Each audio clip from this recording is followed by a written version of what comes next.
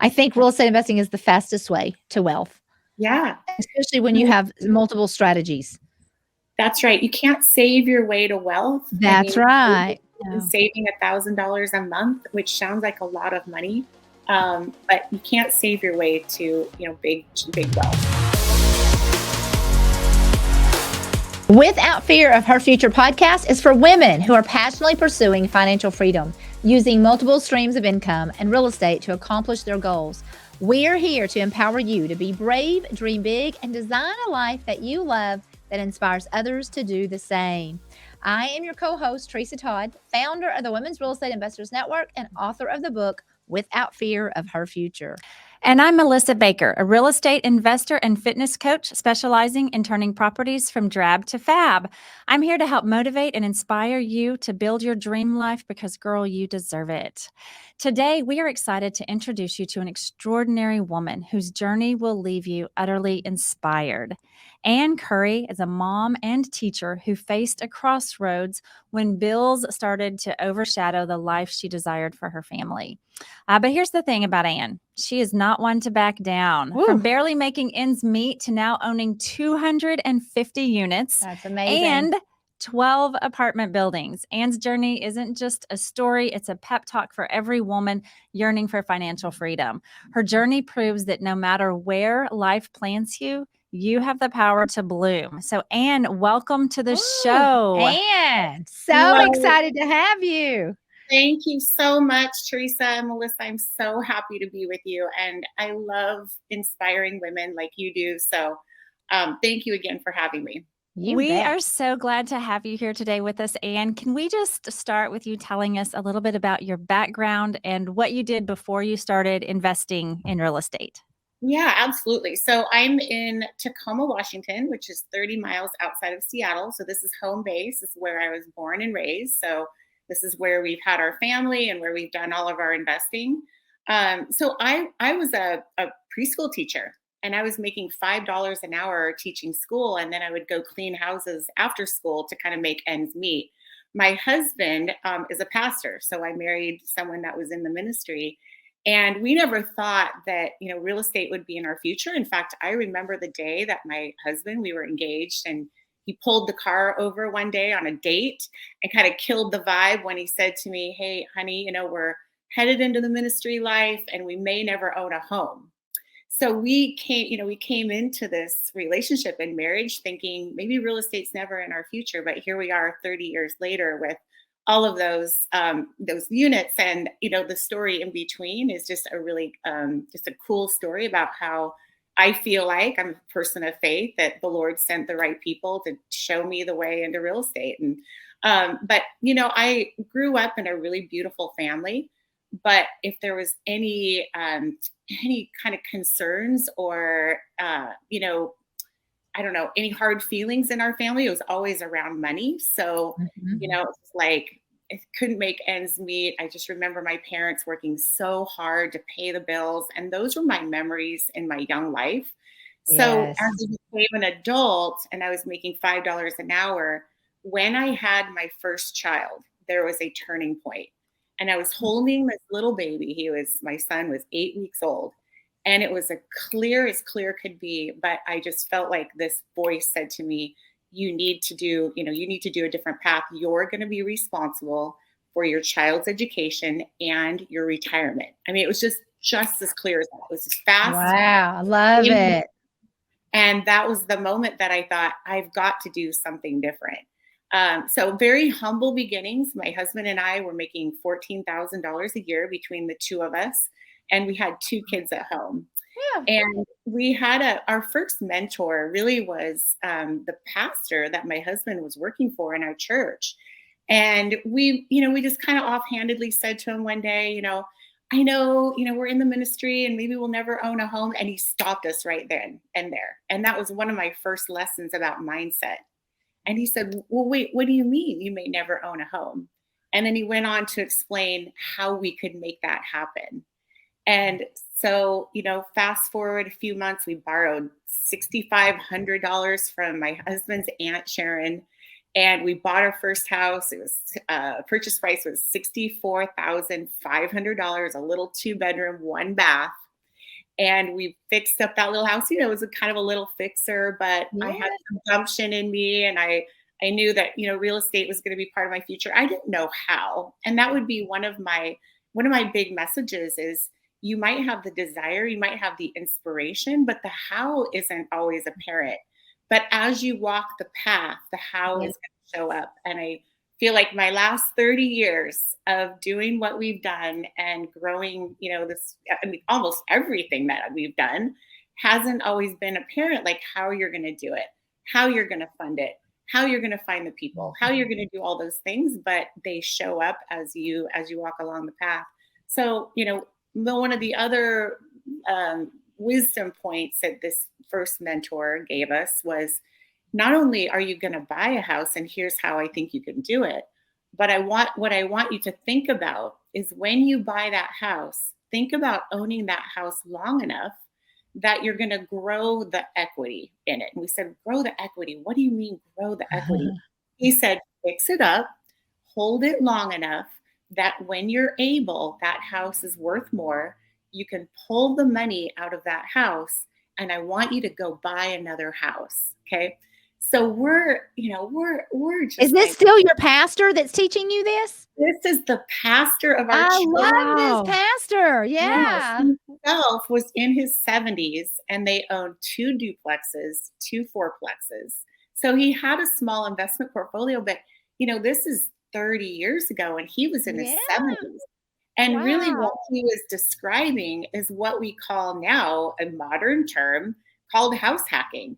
And for anyone who doesn't know what house hacking is, you buy a house because you can buy it with a little, you know, small down payment, 3.5%, 5%.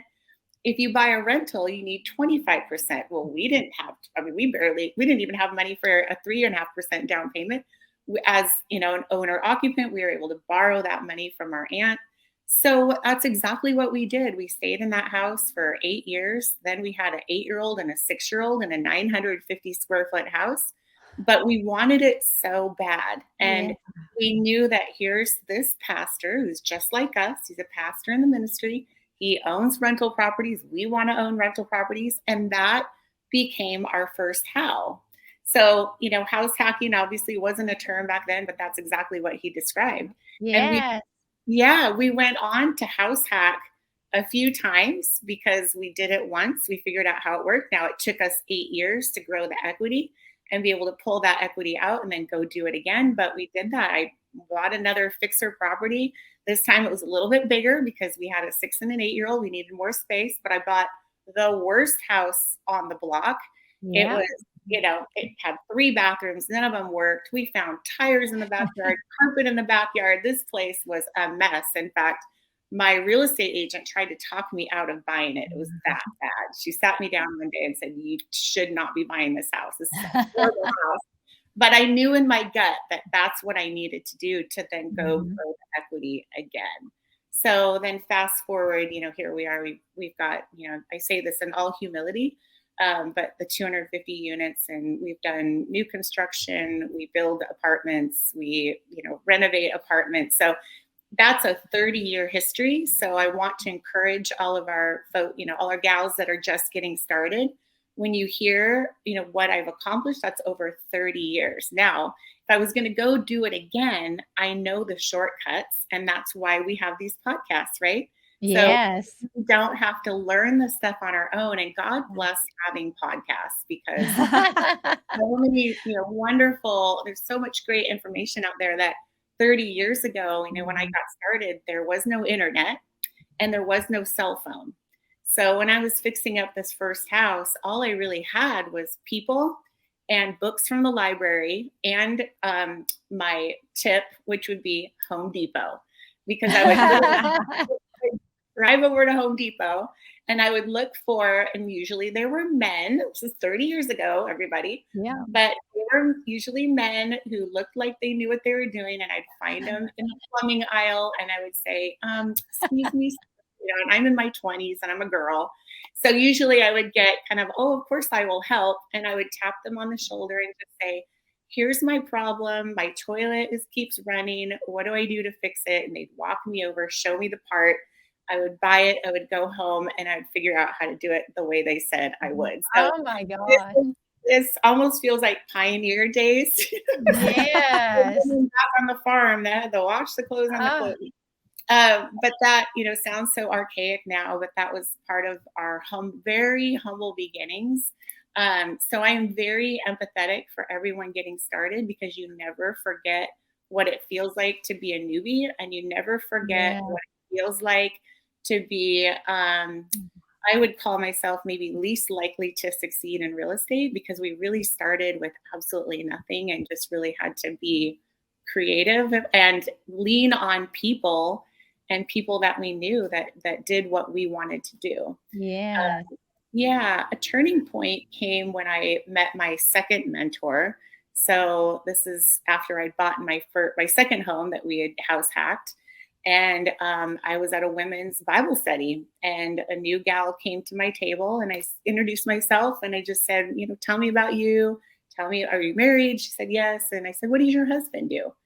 And she said, he owns 50 single family rentals.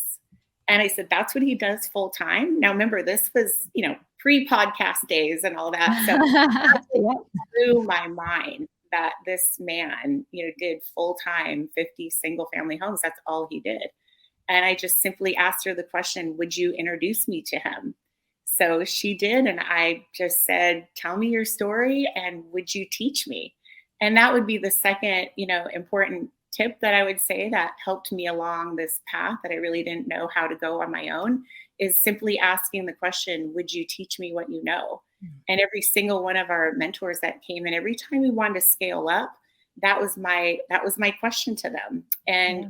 for 7 years, he took me under his wing. I just said, hey, I'm only making $5 an hour, so I can certainly volunteer for free to work for you and learn, what you did and how did you do this and how did you accomplish 50 single family homes as rentals. And he was 15 years my senior, and he was happy to take on a student that was super hungry to learn. And I mopped floors and I cut hedges and I just did everything that I could for free Wow. while he taught me along. And this is just a really fun fact. But at that, when I met him and he owned 50 single family houses, that became my goal. Someday, now I only owned 2 properties at the time, but I just wrote down on paper, I will own 50 single family Oh, homes. I love it. Kept it near my bed, and every night I would look at it. And I just said, I will own 50 single family homes. 18 years later, 18 years, there was a seller in town where I live in Tacoma, and they had 50 single family home rentals. And they called me one day and said, we're going to sell. We don't want to put them on the market. Would you like to buy them? And my first answer that just blurted out of my mouth was, yes, I Yes. will. But You've been praying about that for 18 years. You That's knew a- it was a yes. That's a divine appointment right Yeah. there. it really was. And I just feel like that's the way the Lord just smiles down and winks. Yes. Is it I life agree. changing? I mean, does it? But I think it's just the way the Lord just honors our faithfulness. And I Yes. agree. smile- I agree. makes him Well, smile I down. just have to say, and first of all, congratulations on all that you've Yes. done. I love a story where somebody just starts at the bottom and works your way up. Beautiful. And it was obviously not an overnight success. I mean, it's constant work and being willing to do the hard things, the things were not fun. But I also love, we share your faith, obviously. Yes. And I love that it was a pastor who got you started. And then it was somebody in a Bible study who introduced you. So just getting close to God can get us close to success. And then you declaring and believing, I'm going to have 50 doors one day. And what I love about your story is that God does always does more than you can ask or think. So not only now 50, but is it 250? So Right. this is I hope that our listeners are taking all of this in. Yes. First of all, you do have to do your share. You have to do the hard things. You have to have the conversations. You have to go out and cut hedges or whatever, have the mentors, but at the same time, trusting and believing and letting God's favor shine on it. When you put those two things together, it's unstoppable. Yeah, that's so right. Is you have to have the belief, and you have to walk the steps and you have to do the work. So I always say we're a partner with God. He's not going to do it all for us, but as we take Yes. So true. faith, and I was just going to say, my first reaction to do you want to buy these 50 houses was absolutely yes. No doubt about it. I mean, I was very confident, yes. I hung up the phone and I thought, how am I How? going to do it? What did I just say?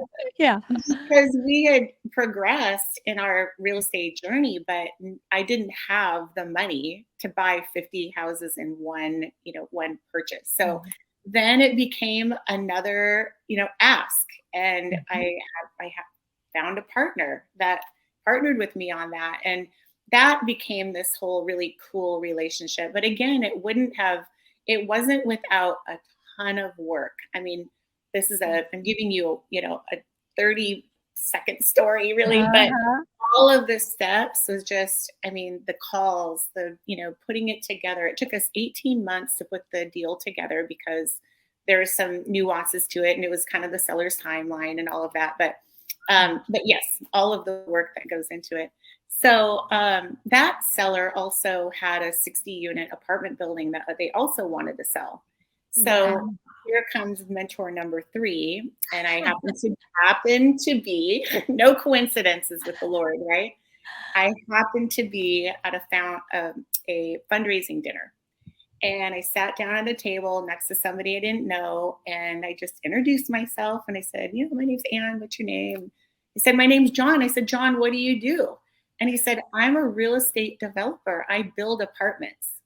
And a year before, I had written down on my paper that I want to buy a multifamily building because I only own single family and I wanted to move into that space. So I happened to be sitting next to a developer of multifamily. So we talked the whole dinner. I look back and I feel bad because we ignored everyone else at that table. For 2.5 hours, we just talked real estate, and then he just asked me to come to his office the next day and just said, come to my office and we're going to start this mentorship and I'm going to help you. So it's all through people. Nothing's wasted. Nothing, you just have the belief and then you just walk the steps. Oh, I love it. I love Wow. it. There is so much gold there that I hope our listeners are taking There just all the really- little bitty steps. There really is. The thing that I've heard you say at least twice is that you had a vision and you wrote it down. Yeah. I love that. Yeah. Yeah. There's a scripture that says, write the vision down. That's right. That's what right. you're believing for. That's right. And then also you are putting yourself in the right places. You're having the conversations, and that's what opens the doors. All of that is so powerful. Yeah. It all really of is. those they're all mini acts of faith, aren't they? I mean, even writing it down, because I remember writing down goals that were so much bigger than I ever thought I could accomplish. And it just felt very like this is like I have no idea how this would ever happen. But just the act of writing it down is the first act of faith. And then your second act of faith is, asking for help and watching people respond to an ask. I mean, I think we can hint. I think we can have, like very surface conversations, but the ask, will you help me, is so powerful. And I think it elicits a response from people, especially like, I feel like in this stage of my life, I'm in my 50s now and we've had this great 30-year run in real estate. We want to give back. I mean, it almost robs a blessing from someone else of giving back to you, right? Yeah. So I would rather have somebody ask and have me be also blessed by, being in that mentor role, or at least encouraging, just like we're doing here today.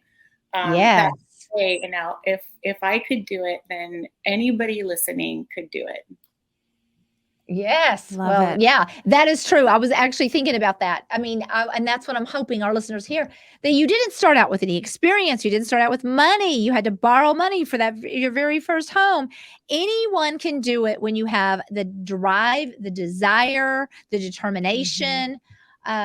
you can do this. Yeah, that Yeah. vision and getting a mentor, sounds like it was key for you. And she just kept getting mentors through, and they just kept taking her to the next level and scaling. I love that. And for our listeners, can we talk a little bit about your portfolio? I know you've house hacked and you have apartments. Can you tell us what other strategies that you invest in? Yeah. So we started out real small, just with house hacking and moving from house to house until, we could had enough cash that we could just go buy rentals with 25% down. So I was very much in that single family space for a long time until I scaled up to some small multifamily. So a duplex, a triplex, a few quads, and then that real big breakthrough came with the 60 unit apartment building that came a little bit later. We do multifamily ground up construction, so where we just take raw dirt and we have been able to upzone it. So the last two pieces of dirt that we bought were zoned for residential, but we were able to work with the city to upzone it to multifamily. And so those are in process of construction right now. We have a 5-unit townhouse project, and those units will be for sale product. We've done, I'm guessing maybe 200 flips in my career. And I always have, either, between 5 and 12 of those going all at the same time. And the idea behind having the flips is the flips fund the rentals. We're heavy into the buy and hold because that's our future. And that's been able to fund, my kids' education and these other things. So we're very much into the rentals. I bought the 50 single family home as a bulk purchase. And then 2 years ago, because of that experience, I had a seller call me 2 years ago, and he had 164 units over 44 parcels. So it was like single family duplexes, a 6, a 6, a 7, a 12, a 12, a 14, a 20. So 160 units. He was in his 80s and he didn't want to put them on the market. So he called a friend of mine. My friend called me and just said, "Are you up for, another bulk portfolio?" And what did I say? Absolutely. Myself, how am I going to pull that off? Because that's much bigger than we've ever done in the past. Is like 168 units all at once. So that was a fun purchase, and that was a very strategic. It was a lot of fun. I say a lot of fun, a lot of hard work, but very much strategic because it was like kind of playing chess. Okay, we'll sell that one. We'll fix up that one. We'll refinance that one. So every property had its own business plan. Wow. So that's in the mix there too. So we've really done almost everything that you can do within the residential space. We don't do commercial. We don't do industrial. I believe you go deep. I've been able to go a little wide, but I like to go super deep on what I know. That's my comfort level.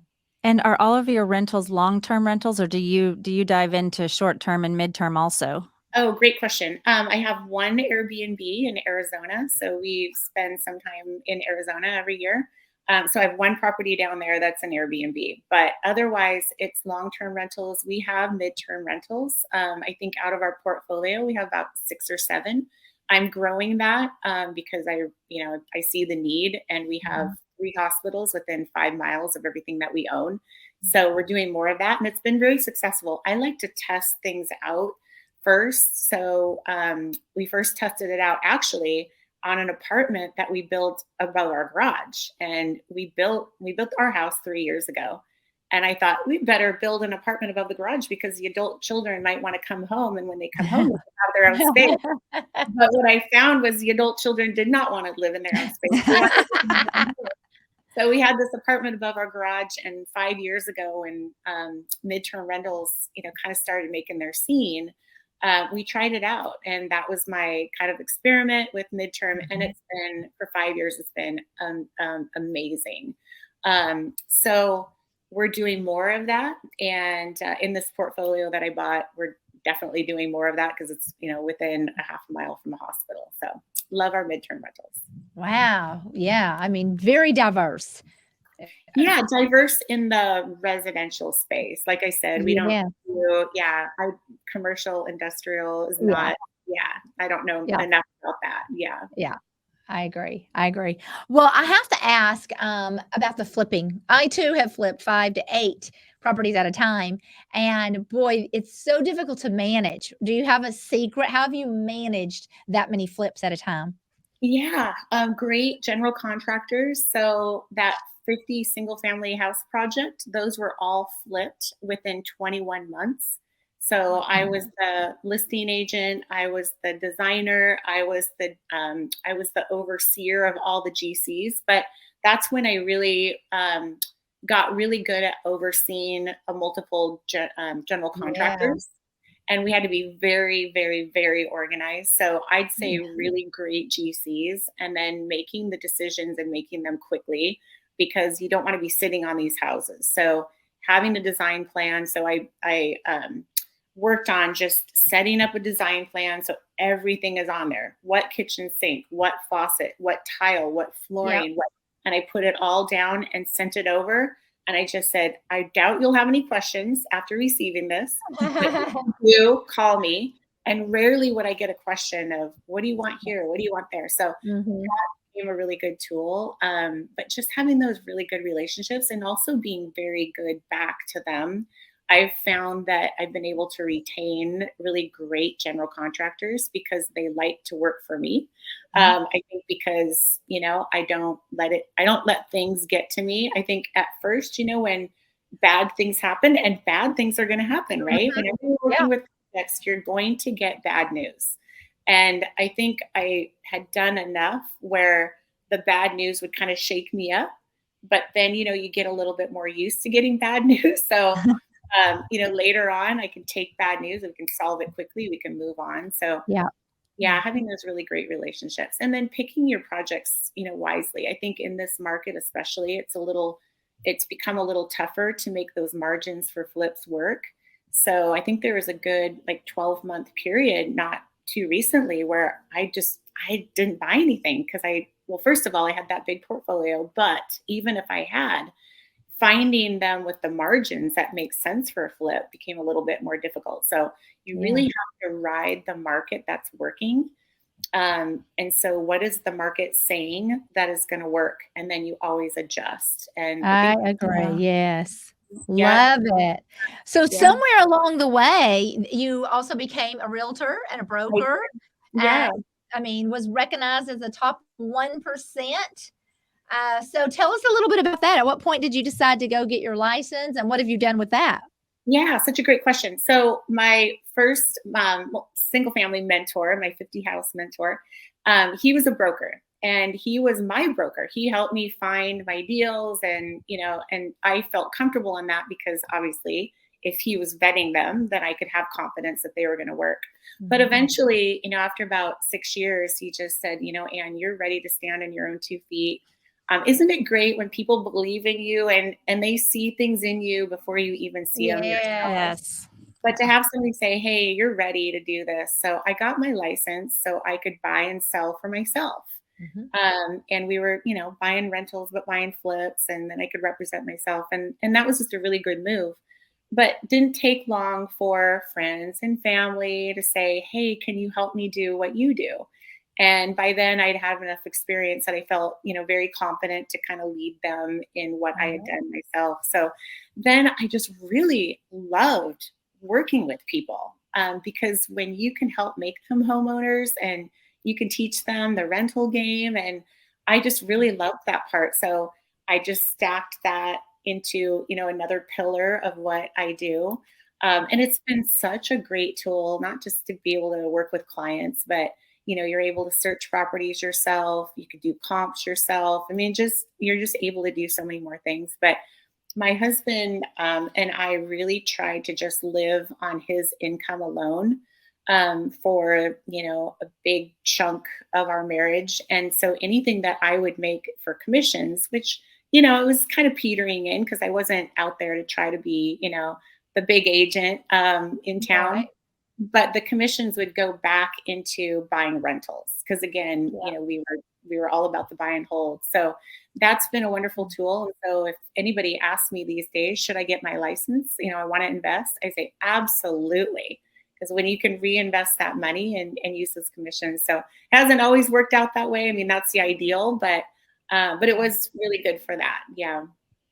That's awesome. That is awesome. So looking back over your investing career, is there anything that you would do differently if you could go back?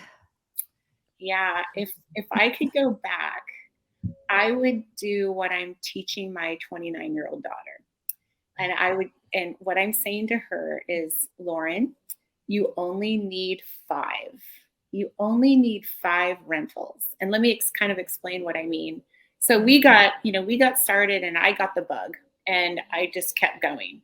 But you don't have to be a full-time real estate investor to change your wealth dynamic for your family. Yeah. And what I mean by that is we live in an appreciating market. So Seattle, we see that, 7% appreciation. If you just looked at history, okay? So this isn't a promise, so nobody quote me. It's always going to happen. But if you look over the last 50 years, Tacoma, Washington, Seattle, Washington has doubled in value about every 10 years. So let's say, Lauren buys 5 houses in the next couple of years. If those houses double every 10 years, imagine you have just one and you buy it for $500,000. In 10 years, it's worth $1 million. In 10 years, it's worth $2 million. How many of those do you really need? So as your tenants are paying them off and your mortgage balance is going down, of course, the rents are going to trend up. That's the history.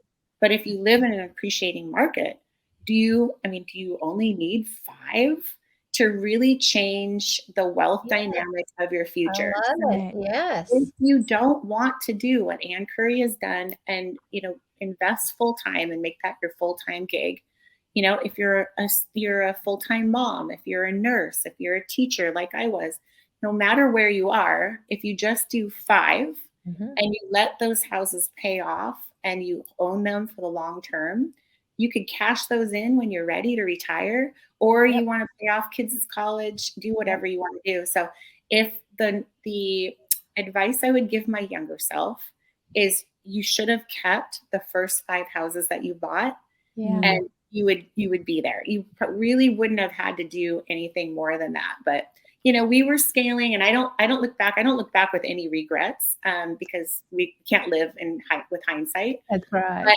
now, teaching this other generation, I would say just do 5 and just pay off over time.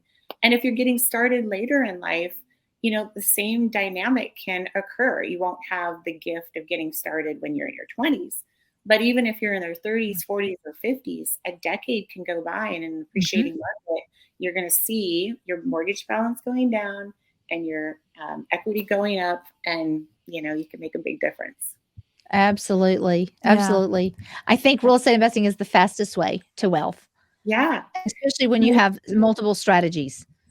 That's right. You can't save your way to wealth. That's right. Saving $1,000 a month, which sounds like a lot of money, but you can't save your way to big wealth.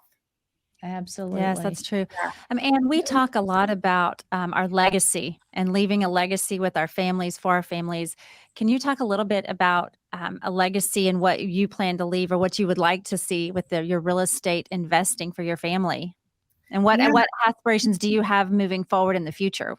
Yeah, that gets me really excited. So now you're going to get me really jacked up. Because when my husband and I were, newly married and entering the ministry, and I wanted to start doing some real estate, we said to ourselves, the ministry is going to give us a life of meaning and lasting meaning. And real estate is going to fund all of our other things. It's going to fund our life. So now here we are 30 years later, and my husband is able to work in the ministry full time as a volunteer. So that was one of our tier 1 goals. And so we're very active in supporting our church. We were able to buy a church building 4 years ago as private individuals, so that the church doesn't have that burden. And so, Love it. Yeah, so definitely we got started on the legacy piece, even though I don't think, in our 20s, we really understood what all of that would mean. But when I felt like I heard the voice when my son was 8 weeks old, I think this is what God had in mind. I don't think it was just, hey, I think what I understood was you're going to take care of kids' education and retirement. I don't think I would have understood if he had elaborated more and said that we're also going to, so I think he gives us what our minds can kind of comprehend. Yes. Yeah. But the legacy piece has, really come very clear to us over this last 30 years of being in the ministry and also being private investors of how we can mix those. But it's a life of meaning, but the real estate, kind of funds all that. I have a brand new grandbaby, a little baby boy. Aw. And Oh, so congratulations. Yes. thank you. That's been super fun. And so when I think about Ronan and I think about my kids, they watch us, my husband and I, work hard, and they see us taking, I'll call risk or chances and Yep. trying to make things happen, right? In ministry and in real estate. And I am grateful to say that I feel like that has been passed down to them because they're out in the world trying to make great things happen, and they're little budding entrepreneurs, and they just have the heart of, they understand the ministry and the heart for loving the Lord and loving his work. So that has been, to me, one of the greatest gifts of all of this. Now, fast forward 30 years later. But that's what I want for them. I don't want to just pass down, a real estate portfolio. I want to pass down like the hunger Yes. to see what working hard and smart and, taking action and taking some risk can do for you. And they're on their way for that. So, and that's what I want for baby Ronan too, just to see Oh, us out there, trying to make stuff happen and That's teaching awesome. them to fish and not just giving them all the fish. yes. Oh Yes. Yeah, my gosh. Yes. I love everything about that. We always say that I believe that we're blessed to be a blessing. that's right. And Yeah. that with the wealth that God has blessed us with, that we are to create impact. And it's Yeah. not just about us hoarding more things up, but you able to pay off a church or buy a church. And that's what it's all about. Yeah. That's Yeah. what matters. Yeah. And that's really what's going to give us satisfaction, not a bigger house, not more things, but when Yeah. we're able to give back in a meaningful way. That's what gives joy to our own life. Absolutely. We're all in agreement on that for sure. Oh, awesome. And we like to ask our guests for 3 takeaways. So what 3 things would you advise an investor or entrepreneur who is looking to be brave, grow their business, or maybe someone who's stuck? What would be 3 things that you would tell them? Yeah. Well, number one, and we kind of touched on this, is I would say, ask. Just be bold and ask. It's finding someone that's doing what you do, someone that you admire, and just simply asking the questions, would you help me? And I think people respond really well to that.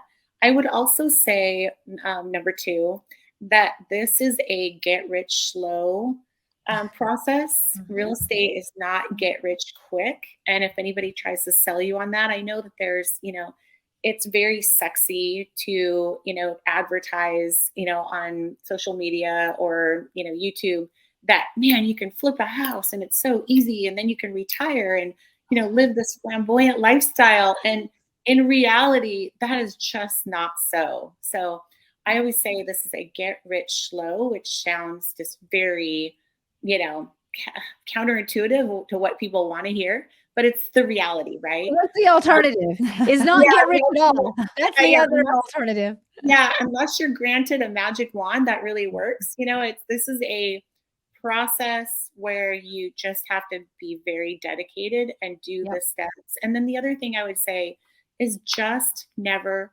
quit. I mean, this has Yes. been a rock and roll ride where things don't always go your way.